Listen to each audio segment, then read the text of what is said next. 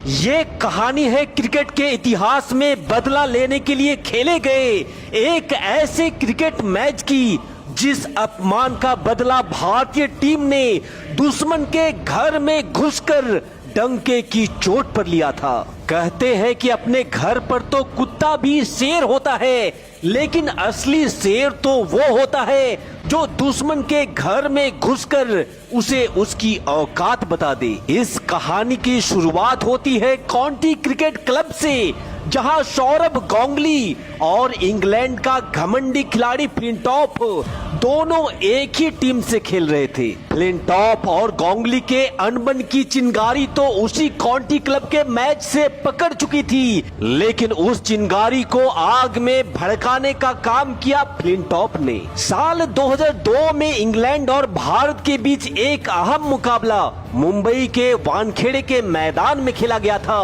और बदकिस्मती से भारतीय टीम उस मैच को हार जाती है। उसके बाद तो फ्लिंटॉफ ने समस्त भारत और भारतीय खिलाड़ियों का अपमान करते हुए वानखेड़े के भरे मैदान में नंगे बदन ऐसे दौड़ रहा था जिसे सहन कर पाना किसी भी भारतीय के लिए मुश्किल हो गया था। फ्लिंटॉफ आए थे इंडिया, जब इंग्लैंड यहाँ खेलने आई थी वानखेड़े पे, हम हार गए। क्लोज मैच 240 चेस करने थे, हम जीत नहीं पाए।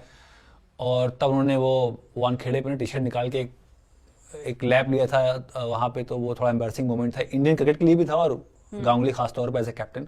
तब भारतीय कप्तान सौरभ गांगुली के साथ साथ समस्त भारतीयों का अपमान कर फ्लिंटॉफ तो अपने साथियों के साथ इंग्लैंड वापस चला जाता है। लेकिन अगले कुछ ही दिनों के बाद भारतीय टीम नेट वेस्ट सीरीज खेलने के लिए इंग्लैंड की धरती पर दस्तक देती है और फ्लिंटॉफ ने गांगुली के साथ समस्त भारत का अपमान कर जो गुनाह किया था उसकी सजा गांगुली इंग्लैंड के घर में घुसकर उसके लॉर्ड्स के किले में डंके की चोट पर लेने वाले थे। उस ऐतिहासिक मैच की पुरानी यादों को तरोताजा करते हुए मैं स्वागत करता हूं आप सभी साथियों का। वीडियो में आगे बढ़ने से पहले आपसे गुजारिश है कि इस वीडियो पे एक लाइक जरूर दीजिएगा और कमेंट में भारत माँ की ऐसी जयकारा लगाइएगा जिसकी गूंज अंग्रेजों की धरती को हिला दे। फिलहाल माँ भारती को नमन करते हुए शुरू करते हैं इस धमाकेदार मैच की कहानी को। ये तारीख थी 13 जुलाई की और साल था 2002 का, जहां भारत और इंग्लैंड के बीच इस नेट वेस्ट सीरीज का फाइनल मुकाबला लॉर्ड्स के मैदान पर खेला जाना था।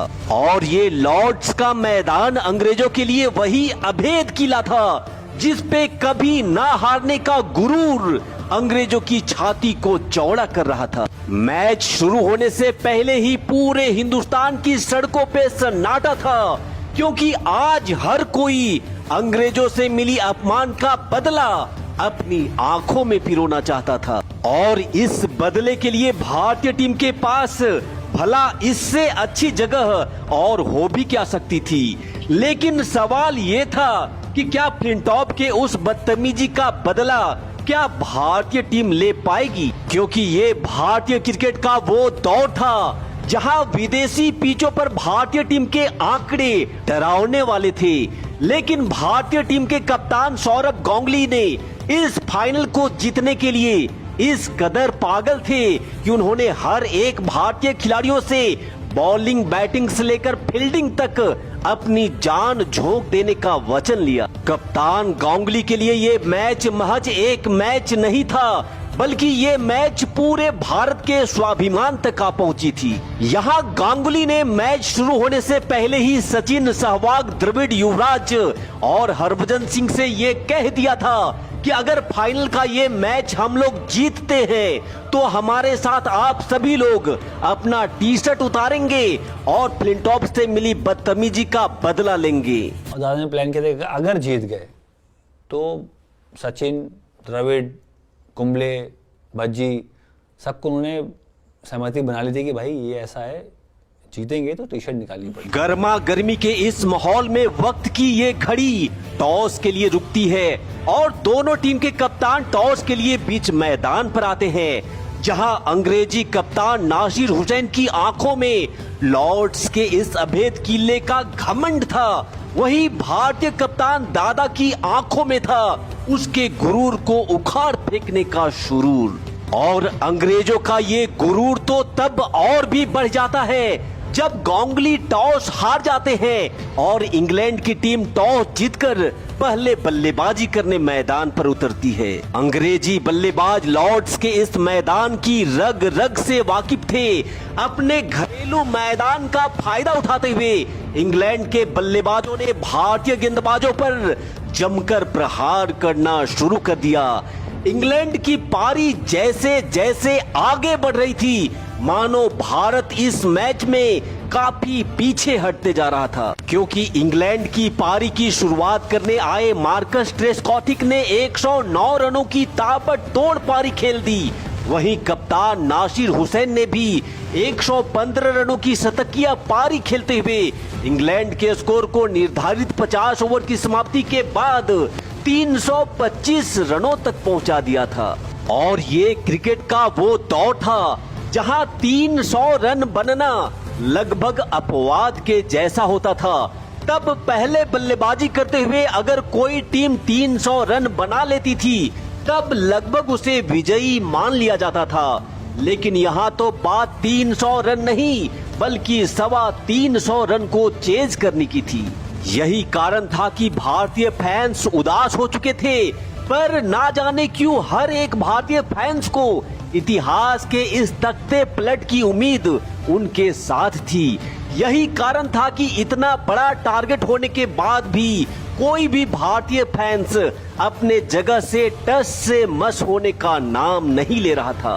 अब यहाँ बारी थी भारतीय टीम की जवाबी कार्रवाई की, और अगर भारत को इस पहाड़ जैसे टारगेट पर चढ़कर फतह का तिरंगा लहराना था तो उसके लिए भारत को जरूरत थी एक विस्फोटक शुरुआत की। और जैसा हम उम्मीद कर रहे थे बिल्कुल वैसा ही धमाका सौरभ गांगुली और वीरेंद्र सहवाग ने करना शुरू कर दिया। गांगुली और सहवाग ने मिलकर मैदान पे ऐसी तबाही मचानी शुरू कर दी मानो ये कोई वनडे का मैच नहीं बल्कि T20 का मैच चल रहा हो। गांगुली और सहवाग ने मिलकर 10 ओवर की समाप्ति तक ही 67 रन भारतीय टीम के खाते में जोड़ दिए थे। यहाँ भारतीय टीम को जिस सधी हुई शुरुआत की जरूरत थी उसे तो गांगुली और सहवाग ने दिला दिया था, लेकिन तभी मजबूती से आगे बढ़ती भारतीय पारी पे लग जाता है एक विराम। 15वें ओवर की तीसरी गेंद पर भारतीय टीम के कप्तान सौरभ गांगुली 60 रनों की एक बेहतरीन पारी खेलने के बाद आउट हो जाते हैं और 106 के स्कोर पर दादा के रूप में भारत को पहला झटका लग जाता है। यहाँ से आगे वीरेंद्र सहवाग और दिनेश मुंगिया ने मिलकर भारतीय पारी को संभालने की कोशिश जरूर करी, लेकिन अभी टीम इंडिया का स्कोर 114 रनों तक पहुंचा ही था कि तभी वीरेंद्र सहवाग भी 49 बॉल में 45 रनों की पारी खेल टीम का साथ छोड़ देते हैं। और फिर यही से शुरू होती है भारतीय बल्लेबाजों की पतन की कहानी। यहाँ एक अच्छी शुरुआत मिलने के बाद भी भारतीय पारी पूरी तरह से लड़खड़ा जाती है, क्योंकि यहाँ से आगे दिनेश मुंगिया 9 रन, सचिन तेंदुलकर 14 रन और राहुल द्रविड़ महज 5 रनों की पारी खेल अब पवेलियन वापस लौट चुके थे। भारतीय टीम की हालात ये हो चुकी थी कि 24 ओवर के खेल में ही मात्र 146 के स्कोर पर ही हम लोगों ने अपने 5 विकेट गंवा दिए थे। मैच देख रहे भारतीय फैंस को इस दलदल से निकलने का कोई रास्ता दिखाई नहीं दे रहा था, क्योंकि भारतीय टीम एक बड़े चक्रव्यूह में पूरी तरह से फंस चुकी थी। ये भारतीय क्रिकेट का वो दौर था जहां टीम इंडिया की पूरी बल्लेबाजी लगभग सचिन, सहवाग, गांगुली और द्रविड़ के ऊपर ही निर्भर हुआ करती थी। जब तक ये लोग क्रीज पर मौजूद रहते थे भारत की जीत की उम्मीद रहती थी, और इनके आउट होते ही भारतीय टीम का जीतना लगभग असंभव सा हो जाया करता था। यही कारण था कि भारतीय फैंस खुद को हारा हुआ समझकर मुंह लटका करके बैठ चुके थे। तब भारत की तरफ से बल्लेबाजी में युवराज सिंह का साथ दे रहे थे मोहम्मद कैफ, और खुद मोहम्मद कैफ के घर वालों को भी ये यकीन हो गया था कि अब भारत तो इस मैच को जीतने से रहा इसलिए कैप के घर वाले भी मायूस होकर टीवी बंद कर बाहर फिल्म देखने के लिए निकल जाते हैं। वहीं दूसरी तरफ अंग्रेजों का वर्चस्व और उनका घमंड उनके चेहरों पर साफ झलक रहा था। लेकिन नाचते गाते और खुशियां मनाते उन अंग्रेजों को इस बात का कोई भी अंदाजा नहीं था कि ये खामोशी किसी बड़े तूफान के आने का संकेत था। यहाँ थोड़ी देर तक युवराज और कैप ने पिच की कंडीशन को समझा और एक बार जब बॉल पे नजरें जम गई फिर शुरू हो जाता है लॉर्ड्स के भरे मैदान में युवराज और कैप का तांडव। भारतीय टीम के इन दोनों जाबाज शेरों ने इंग्लैंड के घमंडी गेंदबाजों को जब पीटना शुरू किया तो अंग्रेजों का ये लॉर्ड्स का किला त्राही त्राही कर चिल्ला उठा। युवराज और कैप जिस बहादुरी से भारतीय पारी को आगे बढ़ा रहे थे उसे देख भारतीय फैंस के दिलों में थोड़ी ही सही पर उम्मीद और आशा की एक किरण जरूर जग गई थी। अब तक 42 ओवर का खेल समाप्त हो चुका था और कैप और युवराज के बीच एक जबरदस्त शतकीय साझेदारी के दम पर भारत ने 5 विकेट खोकर 267 रन भी बोर्ड पर लगा दिए थे। लेकिन तभी 69 रनों की एक दिलेर पारी खेलने के बाद युवराज सिंह भी आउट हो जाते हैं और अब 42 ओवर के बाद भारत का स्कोर था 267 रन 6 विकेट के नुकसान पर। यहाँ युवराज सिंह के आउट होते ही भारत के जीतने की उम्मीद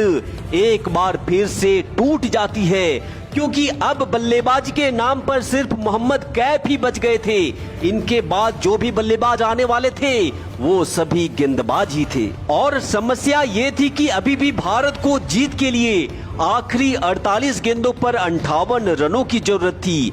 ऐसे में समस्त भारत की इज्जत अगर कोई बचा सकता था तो वो मोहम्मद कैफ ही थे जो पसीने से लथपथ लॉर्ड्स के इस रणभूमि में जीत की खातिर हर कीमत चुकाने को अपना कमर कस चुके थे। तब दूसरी छोर पे युवराज का साथ दे रहे थे हरभजन सिंह।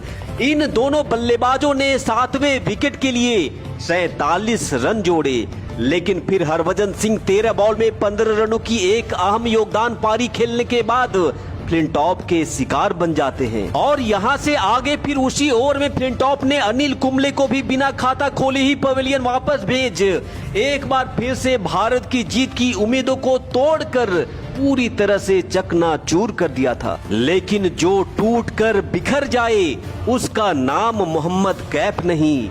यहाँ भारत को आखिरी के 2 ओवर में जीत के लिए 12 रनों की जरूरत थी। पारी का 49वां ओवर शुरू होता है जहां मोहम्मद कैफ ने 2 ताबड़तोड़ चौके लगाते हुए उस ओवर में कुल 10 रन ठोककर हवा के रुख को पूरी तरह से भारत की तरफ मोड़ दिया था, जिससे अब आखिरी ओवर में भारत को मात्र 2 रनों की जरूरत थी। लेकिन अब समस्या ये थी कि स्ट्राइक जहीर खान के पास थी और जहीर खान आखिरी ओवर की पहली 2 गेंदों पर तो कोई रन नहीं ले पाते हैं। लेकिन फिर ओवर की तीसरी गेंद को जहीर ने रडार में लिया और एक बेहतरीन शॉट खेलकर 2 रन पूरा करते हुए वो करिश्मा कर दिखाया जिसकी उम्मीद सबने बहुत पहले ही खो दिया था। इस मैच में मोहम्मद कैफ ने मात्र 75 गेंदों पर ही 87 रनों की ताबड़तोड़ पारी खेल अंग्रेजों के गाल पे ऐसा जोर का तमाचा जड़ा था जिसकी गूंज आज भी अंग्रेजों के कानों में सुनाई देती होगी। यहाँ भारत ये मैच तो जीत चुका था लेकिन अपमान का असली बदला तो अभी बाकी था। हालांकि वादे के मुताबिक सचिन, सहवाग, द्रविड़ और युवराज तो अपना शर्ट नहीं उतारते लेकिन गांगुली ने अकेले ही अपना शर्ट उतारकर लॉर्ड्स की बालकनी में ऐसा दहाड़ मारा जिसे देख फ्लिंटॉफ बीच मैदान पर बस रोता ही रह गया था। तो इंग्लैंड से लिए इस बदले के नाम भारतीय टीम के वीर जवानों के लिए इस वीडियो पे एक लाइक जरूर दीजिएगा और इस जीत के सबसे बड़े हीरो मोहम्मद कैफ के लिए भी 2 शब्द कमेंट बॉक्स में जरूर लिखिएगा। माँ दुर्गा की कृपा आप सभी साथियों पर बनी रहे, इसी कामना के साथ मिलता हूँ अगले वीडियो में। तब तक के लिए जय हिंद, वंदे मातरम।